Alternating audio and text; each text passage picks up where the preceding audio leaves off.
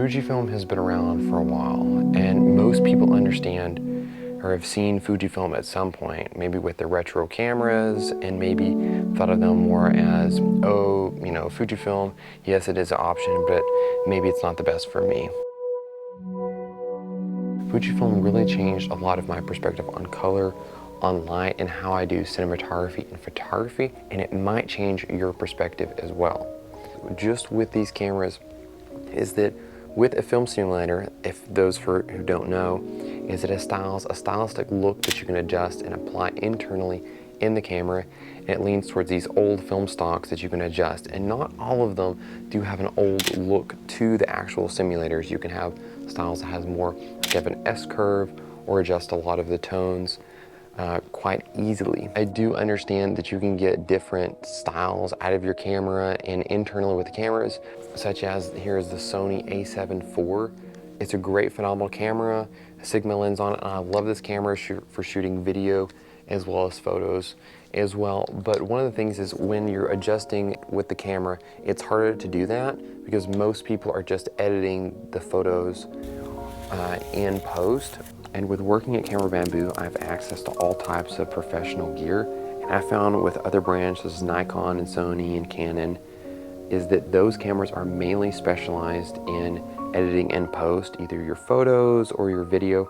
And yes, they can produce a really good looking image straight out of camera. But if you are going to be adjusting internally, it becomes a little bit challenging to get the settings set exactly how you like it. Versus with Fujifilm, you can really customize and change the look fairly quickly, and it looks really nice almost instantaneously. With the Fujifilm camera started to do is that when I took a photo and I saw the image, it really started to inspire me to want to go out and take more photos, because suddenly the images came to life. I thought, wow, that looks really good. And so I would take a photo in one area and then go to another area and take a photo and just become more and more inspired. And that was the other thing. And so with Fujifilm, with shooting in JPEG and not necessarily editing your photos, you can shoot in JPEG plus RAW, so you can put your RAW file in an editing software such as Lightroom and apply a film look on that RAW file. Oftentimes I found myself just shooting casually if I was out with my family or friends, just shooting in JPEG, since the stylistic look looks still really good internally. And then if I was doing a portrait, you know, shoot for someone professionally, I would just do JPEG plus RAW. That way people could see the JPEG images, and then also I could have the RAW files to edit and customize the look that I wanted. And that was the big thing, that even in the cinema world, if you have directors such as Roger Deakins or any director in today's world, is that they're seeing a rough estimate of what the actual image looks like when they're shooting on film. And not to say that this is a cinema camera or that it has those exact features, but in starting to think of that when they are producing a film, they're seeing what's converted into a Rec 709 or a stylistic LUT that's on their monitor that they can see. And what that does is it helps them really connect with what's going on in the scene and what they can adjust, and it helps them to see how everything's coming together to make the shot. And that's kind of the same thing with the Fujifilm cameras, just with the film simulators, is that it helps you to stay and see how everything comes together. Is when you do shoot in JPEG, your file size is so much smaller. And that's what's really great about these cameras, is that if you're always worried about running out of space, and you're always, you know, your hard drives, your SD drives are always loading up with RAW files, if you shoot in JPEG, it's the file size so much smaller and it's easy to share. Just the look of it. I mean, right now we're doing a photo shoot.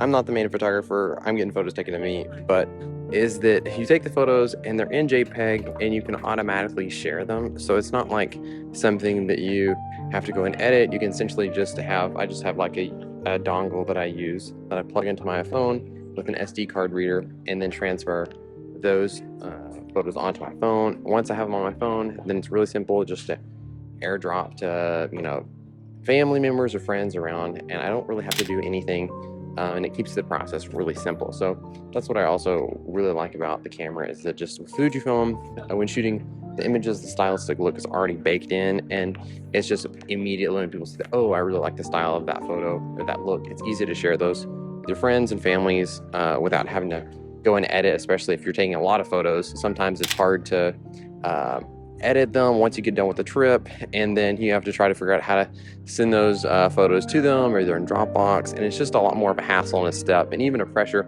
that I kind of felt when working taking photos for family members on vacations. And then it'd be a month later and they say, hey, where's my photos? And I'm like, well, I still haven't got to edit them yet, but I'll be done with them soon. And so that's what I always kept running into with using just other cameras, with just shooting raw. It's staying clear. The doors are open. With the look of these Fujifilm cameras, I didn't realize look played a major part into what I like in a camera. With having these old vintage styles, there are some people might say, well, it slows you down just because of the dials and the settings. But yes, it might slow you down some, but the advantages that I get out of just experiencing with these cameras is outweighs some of their vintage retro quirks and unique things that makes them kind of unique. To be honest with you, this is my main setup. I like to use this for street photography currently.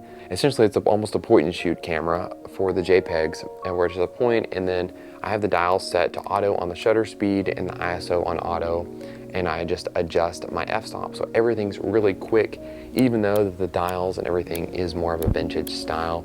Fujifilm might be right for you if you like the stylistic look of the cameras, if you like having film simulators and be able to adjust your S-curve and change your stylistic look fairly quickly and have smaller file size and shoot in JPEG. Fujifilm leans more towards those people who enjoy those things and like to be able to have that flexibility with still shooting in RAW, but having that vintage look that comes into play.